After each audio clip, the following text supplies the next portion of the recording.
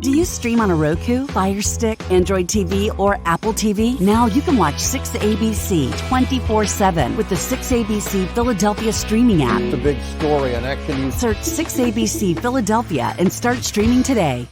Hello, everyone, and welcome back to another week of Women to Watch. I'm Sue Rocco. It's so great to be here with all of you. Joining me in just a moment is going to be Dr. Anna Scott. And Anna is a global science advisor, and she's also the co-founder of Project Canary. And we're going to have a really wonderful conversation around the environment and global warming, climate change, and all the great data, I'll say, that Project Canary is collecting to help with it. Also, at the end of the show, you'll hear from Sherry Morrison. Sherry is going to be joined by Helen Hamez, and Helen is the president of the Village Improvement Association here in Doylestown, just outside of Philadelphia. Really interesting backstory that Sherry's going to be sharing. As always, if you'd like to learn more about the show, feel free to visit our website at womentowatch.net. That's women, the number 2, watch.net, N-E-T. Now I'm very honored and excited to welcome to the show Dr. Anna Scott. Anna, thanks so much for being here. Hi, Sue. Thanks so much for having me. It's really, really an honor to be amongst all of the amazing women that you showcase on your show. Oh, thank you for saying that. And you're certainly one of them. I always talk about how impressed I am by women really in STEM in general, but specifically the science field. I think it's just fascinating, and it's not easy, the education. By the way, I don't typically do this. I don't like to copy, paste, and read, but I'm going to read your educational background just to give the viewers a sense of the hard work you've put in. You received a PhD from Johns Hopkins, a bachelor's degree in mathematics from the University of Chicago, a master's in applied mathematics from the King Abdullah, I'm not sure how to pronounce that, University of Science and Technology, and a master in arts and science in art science from Johns Hopkins University. Did I leave anything out?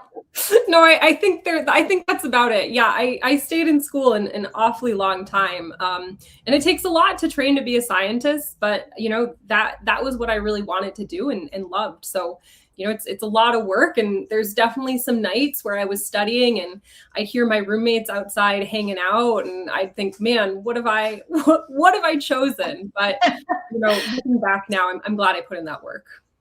Can you tell me, what kind of student were you? Was it very hard for you to be learning all of that information, lots of facts and figures and theories, or did it come easy for you? So I think it varied is the honest answer. I think, certainly when I was younger, I was lucky in the sense that it did come easy to me.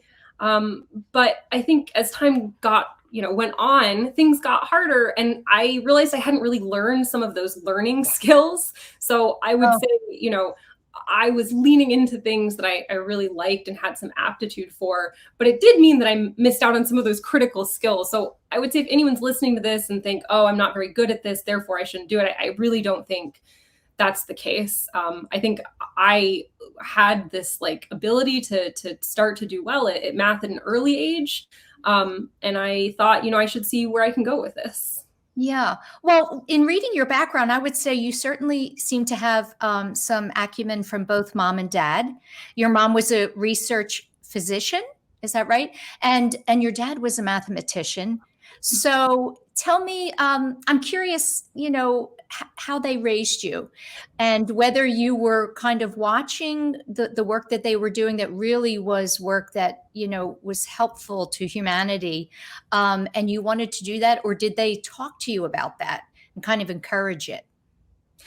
I think I was probably always surrounded by that type of stuff, hearing at the dinner table what people were working on, having guests over. My parents were both professors, and so they always brought, their mentees around for dinner. And I remember hearing, wonderful stories from people around the world about what they did and maybe why they were excited about it. But I think looking back, I think my parents were fairly hands off. There was we hear a lot about like stage parents for, young actors and actresses. And I certainly didn't have that for math and science. But they definitely encouraged it, and there were times I think when, I had two working parents and school would be off and they needed a babysitter, and the babysitting plans fell through, and they'd bring me into the office and my dad would say, okay, like, we gotta give this girl something to do. So he'd have me organize his research papers, or would like teach me, some algorithm. And then I would, spend hours on the blackboard, like testing it out. Wow. I think that's so cool. I think that's so great that they did that. Thank you. I think at the time it probably wasn't the coolest thing. I think one of my advisors joked that the fastest way to end a conversation at a party is to say that you're a mathematician. But I think it's a useful skill. I'm certainly glad I did it. And even if it didn't make me the most popular kid in school, I think looking back, I think maybe people were just a little bit intimidated. You know what? You shared with me that being that kind of math wizard, young lady, you weren't popular. Did it bother you then? I think sometimes it was lonely, to be honest. By the time I was in high school, I was, in the same math class as people who were like 2-3 years older than me. And when you're 16, 17, you don't want to be like hanging out with a 14-year-old, And so Right. You'd go into school and you'd like try and say like, hey, how are you doing? And probably also the 17-year-olds were probably a little bit more socially advanced than like little 14-year-old me. But that was really isolating, I think, in sort of those middle school to high school years. But as I got older, I met other women who had other similar interests in math and science. And so, it changed. And you know what? It's so interesting to me because it's cooler today, I would say, I hope right? so. To be involved in anything in the STEM field, because we're talking about it and we're trying to promote it and support girls that have those interests. So I would say actually, I should ask you that. Do you think that is the case, that young women can really be more proud and brag about having those interests than they did some years ago? I certainly hope so. I think that it's certainly something that people will say, wow, like that's really cool. And I'm like, where were you like 10, 15 years ago? But, I do talk with young women to, try and give advice. And I sense that the young women I talk to, for whatever reason, are more, curious and confident in those STEM interests than I was. That may or may not make me an outlier, but if there are people out there watching, like, yeah, it's totally cool. And you're really cool. You also moved around quite a bit. And I'm curious if that to you as a young kid was kind of exciting and adventurous, or was it difficult because, you have that starting over again and again? I think it's a little bit of both. It's exciting to go to a new place. I was born in Houston. I moved to Chicago kind of for about the middle school years, and I went to high school out in the suburbs of Seattle. And those are very different places. I lived in the city in Chicago, and Houston's this like diverse but kind of suburban place. And then in the suburbs of Seattle, it's like you live in a rainforest. So it's fantastic. It was fantastic to get to see, how sort of different people lived. But I think it also can be difficult trying to break into a new community. I think looking back now, those are skills that it developed a skill set, quite honestly, that I use now in business when, you try and as an entrepreneur break into a new field, and, you have to get to know people and you have to learn what the norms are, and they're always different, right? Like whatever it is, they're always different. And so, I think in looking back, it was not always the easiest, but going forwards, that was really a skill set that I was developing. And tell me a little bit about what it was like. You spent some time in the South Side of Chicago, and you really got to see firsthand the disparity there, economically. What did it reveal to you? What kind of impact did it have on you? I think what it showed pretty plainly, and I think kids see the world plainer than anyone else, is that there are big problems in this world, and there are people who step up and try and solve those, and there's a heck of a lot of people who don't. So, walking to school or walking around the neighborhood, or say going to church and hearing about that somebody's grandson got, shot by the police because they thought he had a handgun when he had a cell phone. Like, I think those types of experiences show you that, there's people experience the world differently depending on the color of their skin, how much money they have, whether they're an immigrant or not. And it really showed me that there are these big problems in the world that are really worthy of tackling. And there's a lot of people who are really excited about tackling those problems. There's a lot of people who, don't really want to engage with those problems. And it made me know that I wanted to be in the camp of the people who are engaging with those big problems. So you recognize that at that young age, I want to do something that's going to, contribute to this issue, which is a major, major problem. Yeah, I mean, I didn't know exactly what I wanted to do, but I think as a young child, it was like so flummoxing. It was like absolutely confusing to me that, we had bad things going on in the world and that people weren't fixing them. And I was like, what? Like, I'm a kid, I can see this, why aren't people solving X, Y, Z? And it, wasn't totally clear to me, like, that I was going to go after like education or, like infrastructure, whatever it was. But the idea was that there are problems and somebody's got to kind of step up. And I didn't know how to do that. I was just, wondering why the adults weren't. Yeah, well, that's a good question. And, not to really get into politics, but I think you've had an opportunity to work with various industries, people in powerful positions. And I would love to know what your view is on why politicians go, I would say, into politics to try to make a difference. And then they have these positions of power, and sometimes they do the right thing and sometimes they don't. Oh my gosh. So I wish I knew that answer. Like, I really do. I haven't, totally figured it out yet. All I've kind of seen is that the wheels of government work pretty slowly. Everyone, the older you get, the more responsibilities you have outside of work. And I understand it. Everyone's trying to just, kind of get through the day. I think we've certainly seen a big change, in my field, in that we've gone from people not really understanding that our world is warming, our climate is changing, to starting to accept that and kind of go through, almost the 5 stages of grief to get to the point where they're willing and ready to act.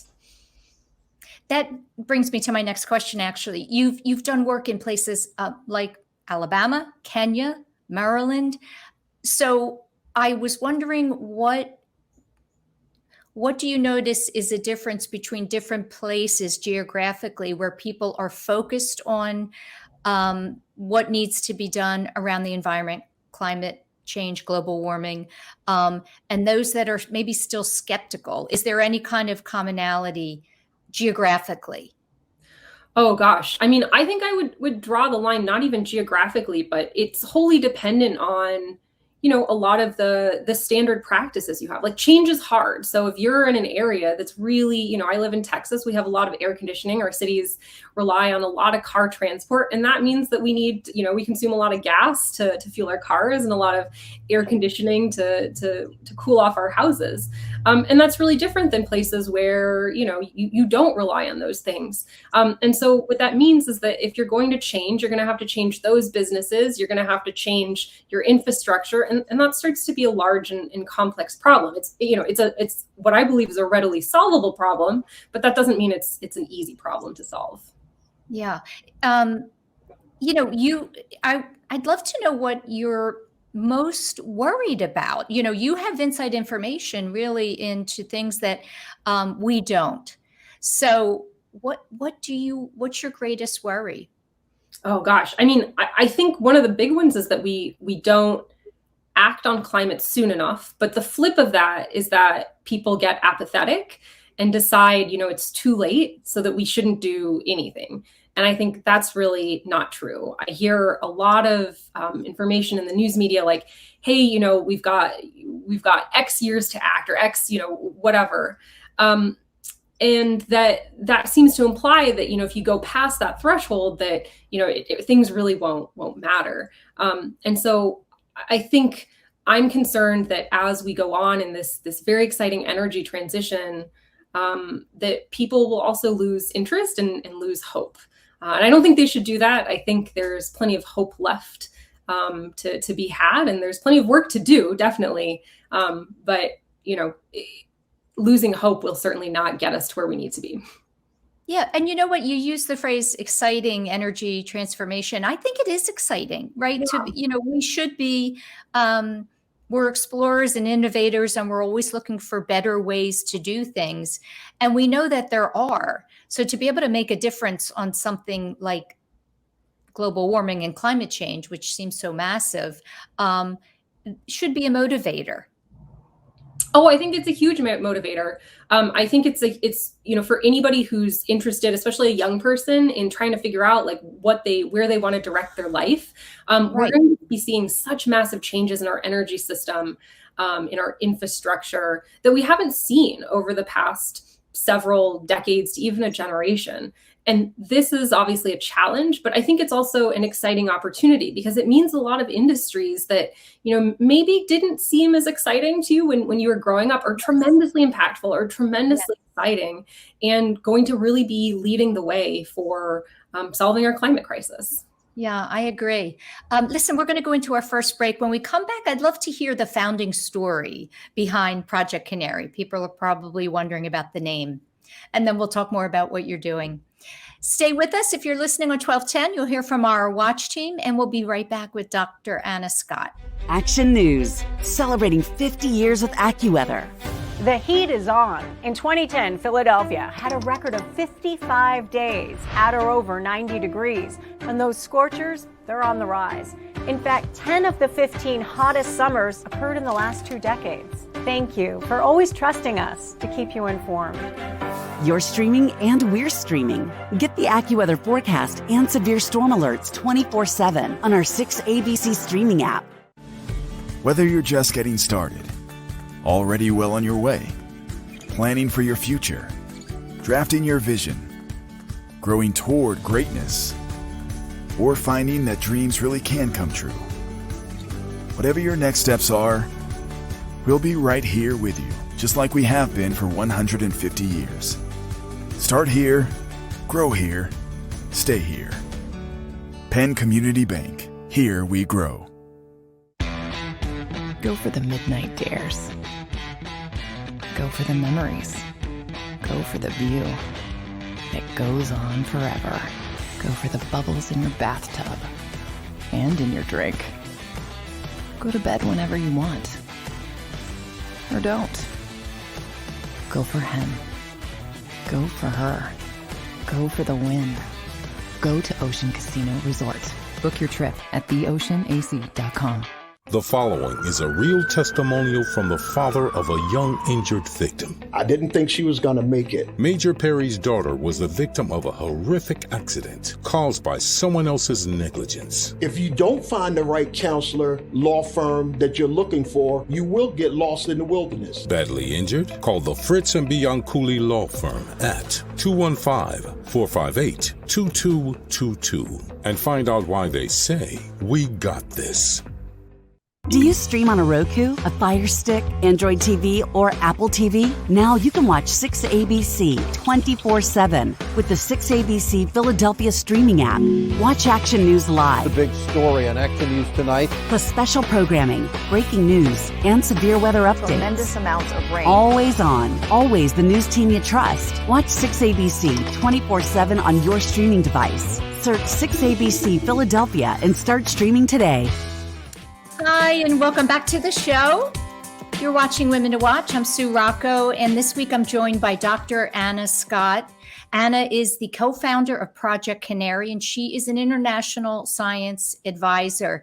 I always love to hear founding stories. Can you talk about how your company came to be? Yeah. So first of all, Project Canary is a climate data analytics startup, if you will. We started in about 2019, and we've grown pretty fast. Today, we have over 137 employees. Wow. And what we really got our start focusing on was this idea of we needed more measurements in order to help solve the climate crisis. So we got our start by trying to solve this issue of methane emissions, primarily in the energy sector. So methane is a molecule. It's what makes up natural gas. So say if you have like a gas stove or maybe a gas water heater, you use natural gas to fuel those appliances. And methane's the molecule that's mostly in that. And the problem is that when that natural gas gets produced, a lot of times some of that methane, which is really volatile, which means it can boil off, gets leaked. And the issue is that methane, compared to other warming gases like carbon dioxide, say, has a large ability to warm the planet and the climate, more so than carbon dioxide. So anywhere from like 50 to 84 times worse than carbon dioxide, depending on how you do some of the accounting. And so that means that, the more you leak, the more you warm the atmosphere, and the less efficient your heating, your energy production, your cooking is. And so we sought out to put together the type of sensing device that we could put directly on site, 24/7 monitoring of those sites, and alert people when we detected leaks. And that would allow people to fix those leaks faster and reduce the amount of emissions. And so our name, Project Canary, alludes to the canaries in the coal mine that used to do this job. We now have digital canaries, so we don't use actual birds. We have an actual hardware product that we put together that actually sits on sites and does that monitoring, and it doesn't chirp. It sends out actual alerts electronically to our providers. And since then, we've grown to have more comprehensive services. So we have an environmental assessment that looks at a couple hundred different data points, so not just methane. But the original idea was to have a digital canopy that would kind of serve as the canary in the coal mine 2.0. Okay. So tell me, what do you say to kind of the naysayers that say that the planet and the earth is much more, I'm not sure what word I'm looking for, but it really can and will take care of itself. And the methane and the gases that are warming, there's just not enough for it to make a difference.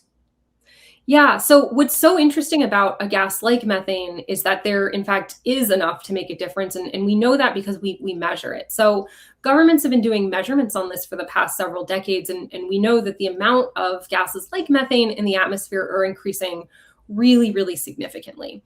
Now, there's, I think, 2 points when somebody asks a question like that. And the second part is, will we survive without this? And the answer is the planet will always survive. The question is, what type of planet do you want to live on? What type of planet do you want to leave for your children?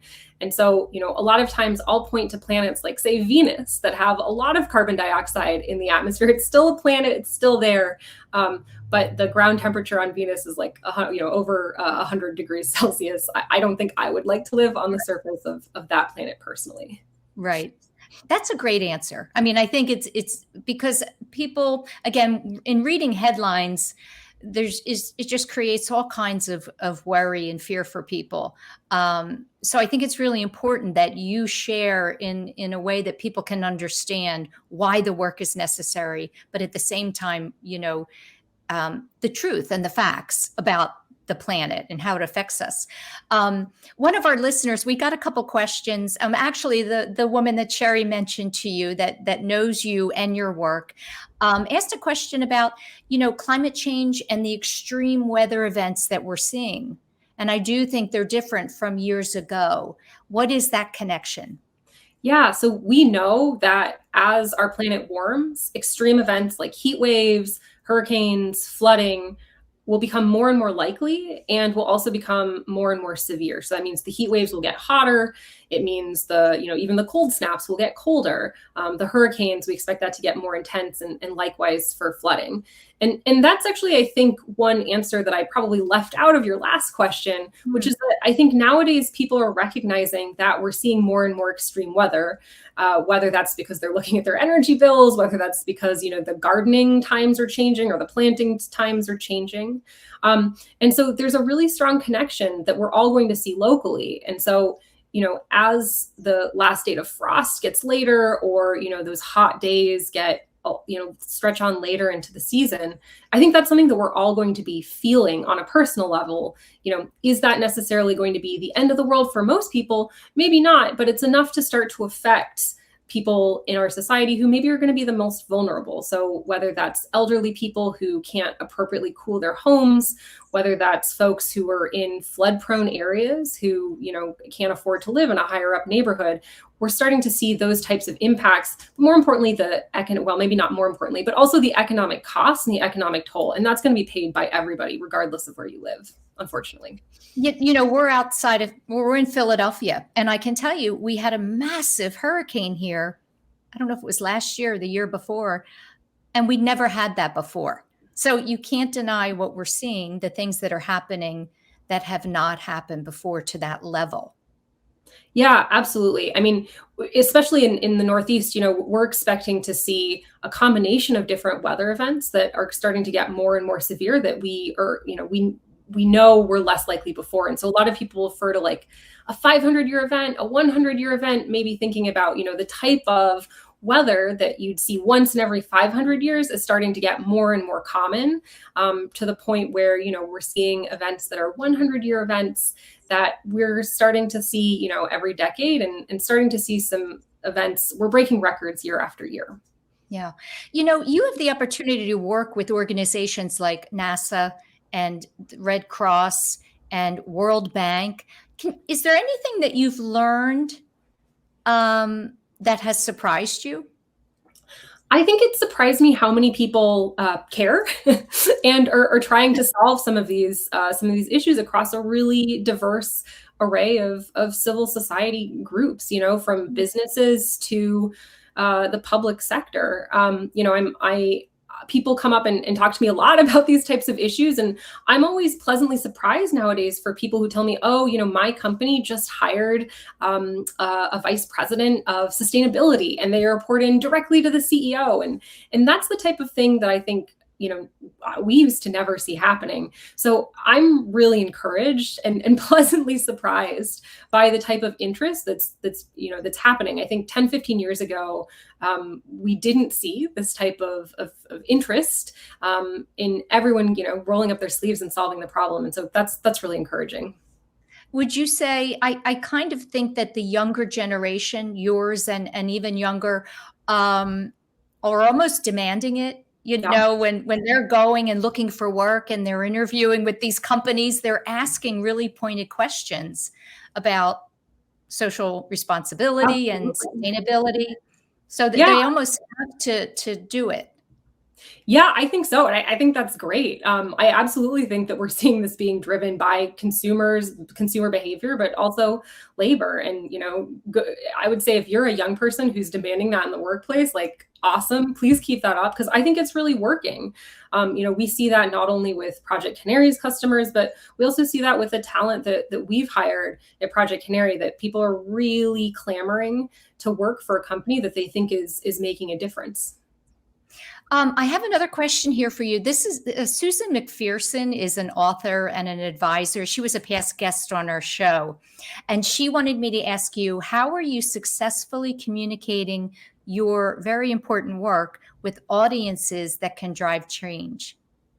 So I think it starts with always understanding who your audience is, for example. So, I might speak a little bit differently to a certain customer segment that we have versus maybe, say, a podcast that's going to a more general audience, or, talking to an expert, like, say, a government group or an industry group. Mm-hmm. And so it really starts with dialing in, what does your audience think is important? What are the things that they hold dear? What are their values? And then communicating, finding those lines of commonality, like what they find important.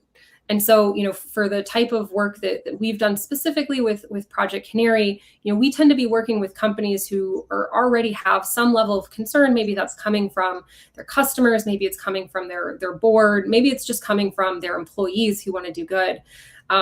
And so we start by aligning on sort of what are those things that they find important. Sometimes we find people who might not care about some of the same things that we care about, but might say, want to, keep more product that they're producing in their pipes and sell it. And like, that's a great thing to connect on. So it's all about finding that one thing that matches up with something that people find important. And it requires sitting down and talking, because you might be surprised that there are, in fact, things that somebody holds really dear to them that also are things that you hold dear. And I think those are the important things to connect on. Can you tell me what is your role as co-founder of the company? What are you doing daily at work? Is it more about the science and the research, or is it more communicating what the company's doing? As a startup founder, I think you wear many, many different hats, and those hats change over the years. So, certainly in the earliest days, you were doing everything. So that could be, that's anything from accounting to sales to like programming the sensors to, putting up a website to talking to investors. The list goes on and on and on. It did not involve us. I think as time goes on, as the company grows, we're able to have more and more diverse people and staff. And so actually last year, I stepped back from my chief science officer role, which involved a lot of communication, but also science, in order to take more of a part-time advisory role and to start to think about what would be next for me. And so this is also an interesting period where I'm starting to spend time both externally and internally working on, whatever the company deems a priority. And it's a big change from, I think, the earliest days of a company. Anna, can you tell me, I get the sense that you're an optimist, and tell me, listen, and running a company, being an entrepreneur, there's constantly fires that need to be put out. What is your go-to for those days when things go awry? I always love to know if my guests have a mantra, a spiritual side, something that they lean on when times are stressful.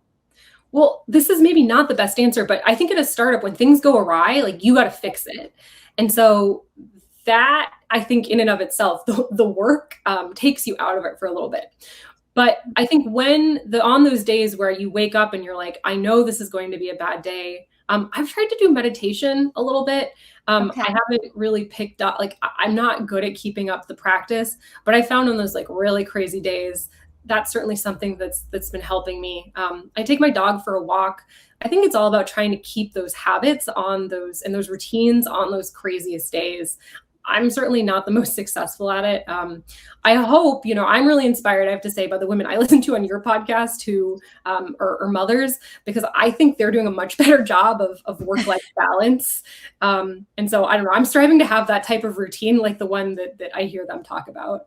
Well, we try to say on this show, we say there is no work-life balance. It's just life, right? Sometimes you're working, sometimes you're playing, sometimes you're creating. Do you feel that you give enough to your kind of personal life and the work at this, not equally, but just that you are giving yourself enough time? Oh, the honest answer is no. And it's something I've really been prioritizing, especially in my new role, to try and take that time and for myself and do things like, I've got a dentist appointment this week and I haven't had one in 5 years. So that's kind of where that is not good. Yeah. 5 years. My husband's a dentist, so he would not like that. I expect a serious tongue wagging, lashing when I get in. But it's something I'm working on every day in creating that balance and spending a little bit more of that time. And I find a lot of my friends who are in similar professional roles are also in the same boat of, we've put so much time and energy into our careers. We get to a point and we look around, we're like, man, we're really going to have to rebalance this a little bit. And it takes effort. And that's okay. So that's kind of where I'm at. Do you think, is it a trait among scientists and researchers and engineers and data people to go down that road where you're just so excited, I would say, and you're exploring and you're discovering things that you just forget about that personal side of your life? I think it's totally possible. I suspect the better answer is that there's probably some workplace cultural issues, that we've all learned and been trained to do as we're coming up. We're following the people around us. And so now that I'm a little bit farther ahead in my career, I'm starting to think about, how can I be setting that good example for the folks who are going to come after me? Mm-hmm. And it does take effort. Maybe it's personal, maybe it was trained in me. But in either case, it's going to take some effort to break. Tell me about, you mentioned mentees and young girls and mentoring. What are you doing, to kind of help that next generation? I've been participating in a program with an organization called Techstars. It's a startup, network and investment group. They run these programs, and they've been running programs for women and women of color.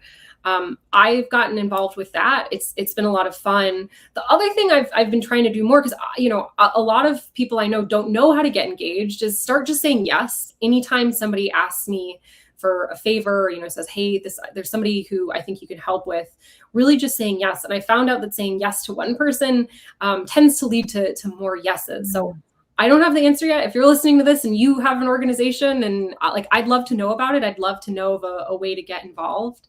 But for starting, I've just said, I'll say yes. Can you tell me about the ratio of men and women and the diversity at Project Canary?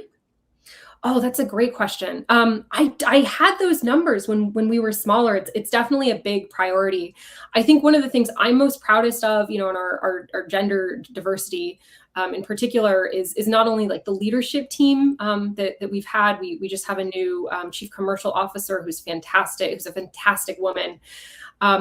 Named Tanya Hendricks. And we've also done a really great job, I think, in hiring petroleum engineers who are young women. And that's a field that's been so heavily male dominated.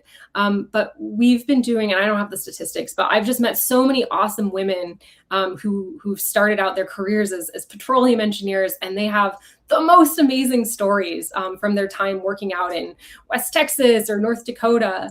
And they definitely inspire me every day, because at 18, I was not saying, hey, I want to go work out on the oil rigs with these men who are 3 times my size. Wow. Wow. Yeah. What's a petroleum engineer? I mean, is that a very specific degree that you can get? Yeah, absolutely. So it's a specific type of engineering where they learn all about oil and gas production and geology, and there's different, I think, specializations. That must be incredibly popular right now with everything that's going on. I think a lot of people have, it's historically been concentrated in certain areas and universities. Certainly it wasn't something that I knew a lot about when I went to school in Chicago, but here in Texas, obviously a lot more popular. And I think folks who do the degree program, have to study a lot of math and science and physics.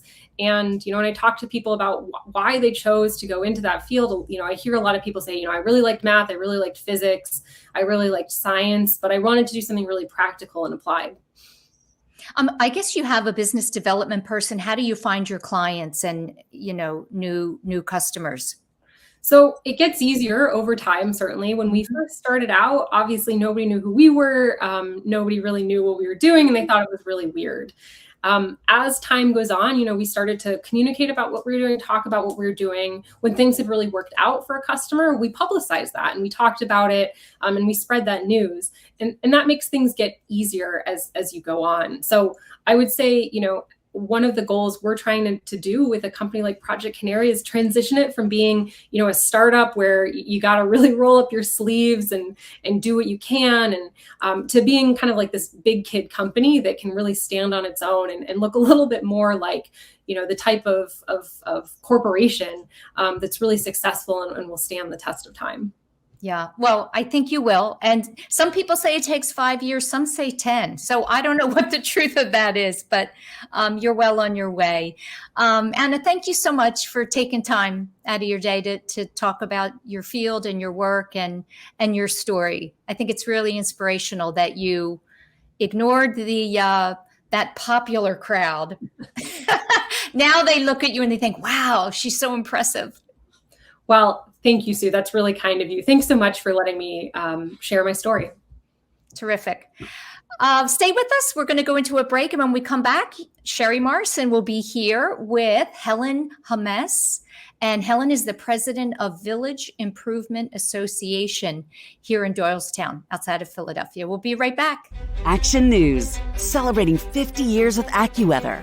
The heat is on. In 2010, Philadelphia had a record of 55 days at or over 90 degrees. And those scorchers, they're on the rise. In fact, 10 of the 15 hottest summers occurred in the last 2 decades. Thank you for always trusting us to keep you informed. You're streaming and we're streaming. Get the AccuWeather forecast and severe storm alerts 24/7 on our 6ABC streaming app. Whether you're just getting started, already well on your way, planning for your future, drafting your vision, growing toward greatness, or finding that dreams really can come true. Whatever your next steps are, we'll be right here with you, just like we have been for 150 years. Start here, grow here, stay here. Penn Community Bank. Here we grow. Go for the midnight dares. Go for the memories. Go for the view that goes on forever. Go for the bubbles in your bathtub and in your drink. Go to bed whenever you want.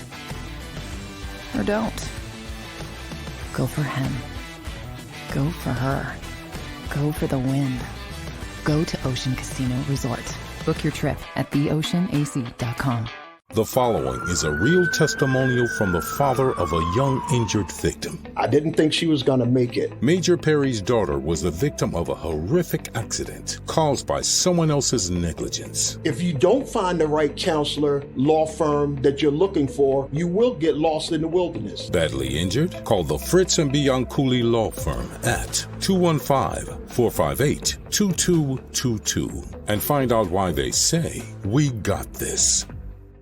Do you stream on a Roku, a Fire Stick, Android TV, or Apple TV? Now you can watch 6ABC 24/7 with the 6ABC Philadelphia streaming app.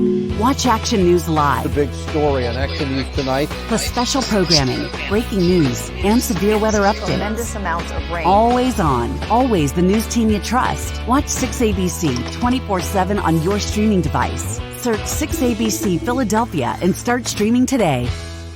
Welcome to the lifestyle segment of Women to Watch. I'm Sherry Morrison.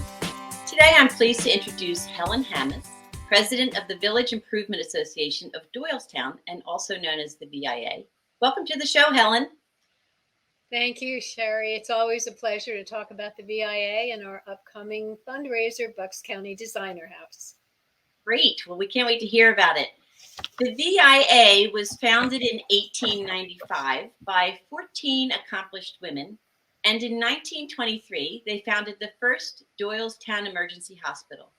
Next year, they will be celebrating the centennial anniversary of the Doylestown Hospital.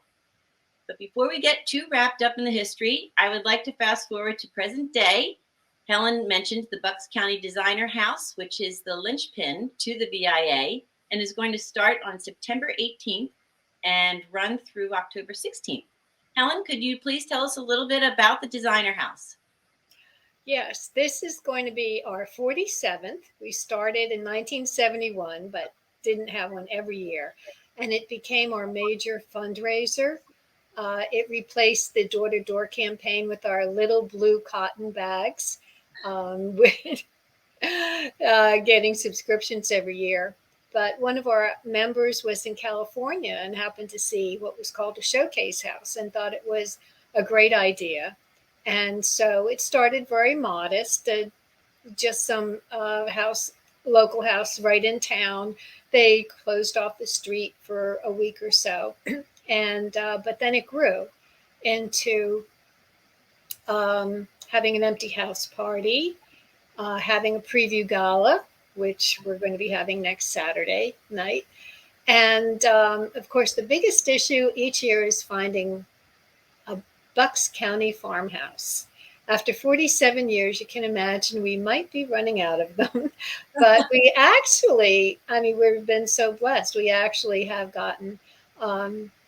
been very lucky. Some years we haven't actually signed a contract until very late in the game. But the committee, which is our largest committee in the organization, just has such a template and its structure that we just start contacting designers, landscapers, start putting our marketing program together, our corporate sponsors, start drafting letters and advertisements, and then they'll announce, oh, we have a house. So then we say, okay, wonderful. And then also we work with the hospital because each year they have priority projects. And so this year we've chosen interventional radiology. Several years ago, we made $1 million 5-year pledge to upgrade the maternity unit. And we made it. We actually made it. It was a lot of pressure on the committee and on the designer house chairperson. But every year we've been able to do something to help the hospital, even in 2020 when we had to shut down. We got our empty house party in February. And, 2 weeks later, 15 days to stop the spread, turned into longer than that. And so unfortunately, we had to shut it down that year. But last year, we actually were able to have one again. And we did timed entry following all of the CDC protocols. And that was something that our visitors have really enjoyed now, because there would be some days, I guess, you wake up, oh, it's a sunny day. Hey, let's go to see the designer house today. And you could have it so jam-packed. But now, where we have the timed entry, all of our visitors really have the opportunity to enjoy each room, to really see everything that the designers have put in their heart and soul into it. And so it's really become quite a tradition. We have folks from the tri-state area. A couple of years ago, I met a very lovely woman, and she said she had been to every single house since 1971. So we do have very loyal fans. About how many people do you think go through the house each year? We have close to 5,000. We've had some years where we've been as many as 6, but where we run for the whole month, it'll be October or September, 18th through October 16th this year. We did have to switch it from the spring to the fall this year, because once we started talking to our designers last fall, they said already with the supply chain issues, they would never be able to have much of their product in by May. So that was a major decision. So this is a real experiment for us. It's the first time we've had a fall open house, designer house. So far, ticket sales are going very well. And a lot of our guests who have come to preview galas in past years have signed up. So after 2 years, we have our new gala. And so everyone's looking forward to a really successful house, and hopefully as much as we can to donate to interventional radiology and also to our mission-funded committees. That's fantastic. And I can't imagine you ever run out of beautiful homes in Bucks County. I lived in a farmhouse up there for many years, and I know that it was surrounded by fabulous old stone farms and barns and buildings. So I know you'll do well. You have many years to go. I will cover the website for tickets at the end of this segment. A little bit about the VIA. The current mission of the VIA is to enhance the health and welfare of Central Bucks County and the surrounding communities. It hasn't changed a lot since its inception in 1895, but the contribution to the community has grown significantly. And as I mentioned, it started in 1895 by these well-known women in Doylestown community. Hard to believe it was because of dusty, dirty streets and spitting. But most remarkable is the VIA and the Doylestown Hospital are all still governed by this women's organization. That's 127 years the VIA has provided service to the greater Doylestown community, governing the only woman-founded and operated modern hospital now with 232 beds, 435 treating physicians. That's amazing. Helen, can you give us a little bit more background and overview of how this all started and how much it's grown? Well, we're very fortunate because we have all of the minutes of the VIA journals dating from 1895. And for those of us who can still read cursive, they are gorgeous penmanship, but very, very interesting. And we did have them all digitized a few years ago because we did not want to lose them. But the women did start out because of the dusty streets, a lot of respiratory illnesses with the children and adults. And they did go to the town fathers, and they thought they had a solution. We'd just like to have some water sprinkled on the streets to keep the dust down, especially in the summer. And the town fathers were not very receptive and just said, no, we don't need to do that. And they didn't have the vote. They couldn't use that as leverage to say, well, we're going to vote you out next time. They just decided, they raised some money, and they went and hired a farmer with a water truck. And then there were residents who would subscribe to it. And he would go with the water wagon in front of the houses to tamp down the dust. Also, from what we understand, there were a lot of oyster shells and clam shells out, and well, anyone at the shore knows that can be quite a nice odor to come in through your windows along with the dust. So they started a committee for cleaning up the streets. And we had a good chuckle when we were talking before about the spittoons. They were placed in key areas like the courthouse and outside the post office. And then they also had a charity committee helping the needy. There is still an almshouse that is down on Almshouse Road off of 611 that they would help out families there. But with the hospital, they started realizing as they went into the next decade, Abington had a hospital open in 1913. And in 1907, the VIA did start a hospital fund and had all of $90 in it, which I guess if we fast forward inflation, that, is probably a nice amount of money at that time. But they started thinking that maybe Doylestown should think about getting a hospital. They did move into more direct health care by hiring a visiting nurse. And that first one was hired in 1916. But then with the drums of war with World War I, she left to join the Army Nurse Corps. And then we hired another one in 1917. She also left to join the Army Nurse Corps. So then we finally ended up with Norma Muncie, and she was our visiting nurse who stayed the longest.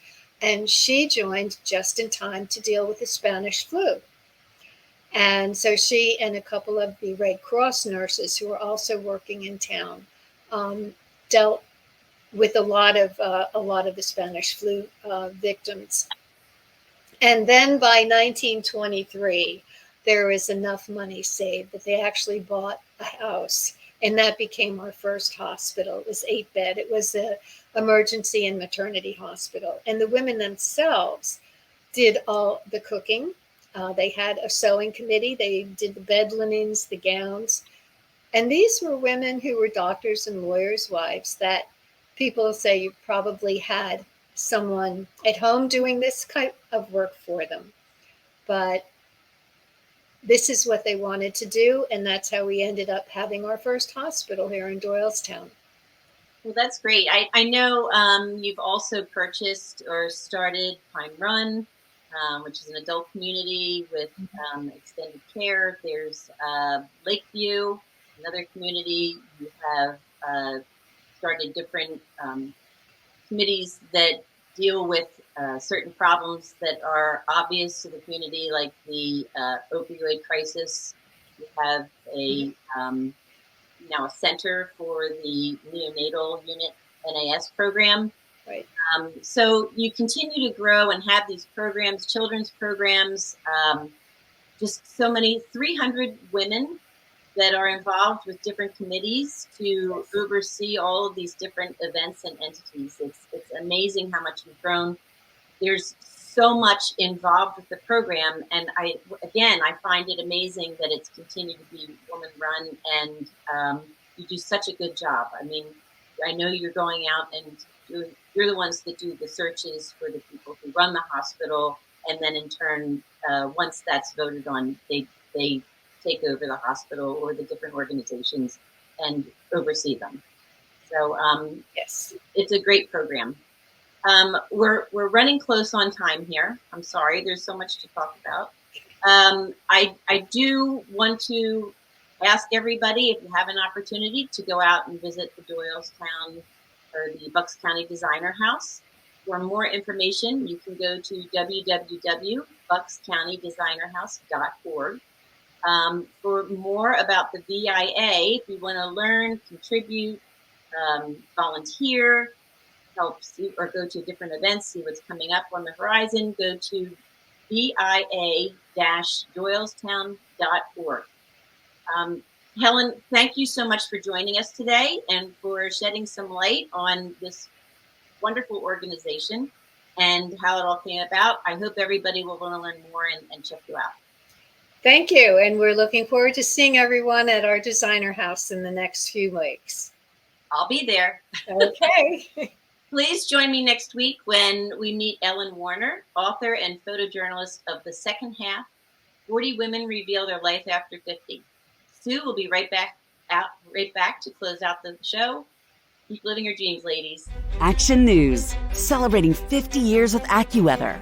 The heat is on. In 2010, Philadelphia had a record of 55 days at or over 90 degrees. And those scorchers, they're on the rise. In fact, 10 of the 15 hottest summers occurred in the last 2 decades. Thank you for always trusting us to keep you informed.